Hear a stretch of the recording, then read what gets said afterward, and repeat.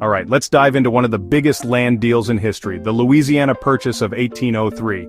Picture this, the United States, still in its infancy, suddenly has the chance to double its size. And who's at the helm? Thomas Jefferson, the third president of the United States. But here's the kicker, Jefferson was a strict constructionist. That means he believed in a very literal interpretation of the Constitution. So did he overstep his bounds with this monumental deal? First, some background. France controlled a massive swath of land west of the Mississippi River, something they called the Louisiana Territory.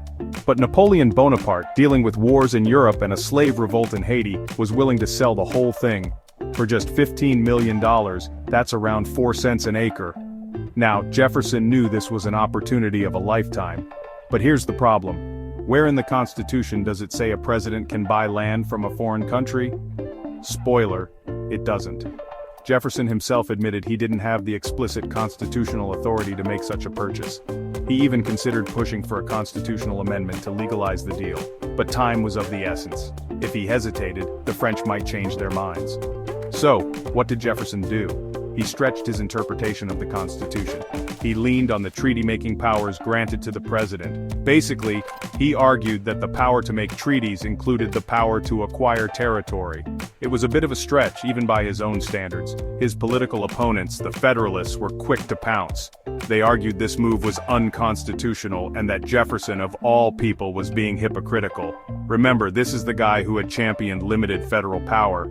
And here he was, making an unprecedented, bold move. But Jefferson had his supporters too. Many saw the purchase as a pragmatic decision that would benefit the young nation immensely. And boy, did it ever. The Louisiana Purchase opened up vast lands for settlement and resources. It also paved the way for westward expansion and the concept of manifest destiny.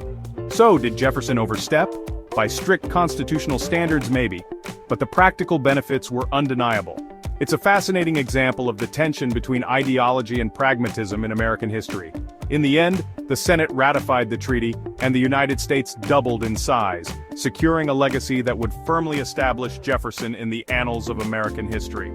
So next time you look at a map of the United States, remember this pivotal moment when a president took a gamble, stretched his own principles, and changed the course of a nation. Thanks for watching. If you enjoyed this quick dive into history, make sure to like, subscribe, and hit that bell icon for more 3-minute history breakdowns. See you next time.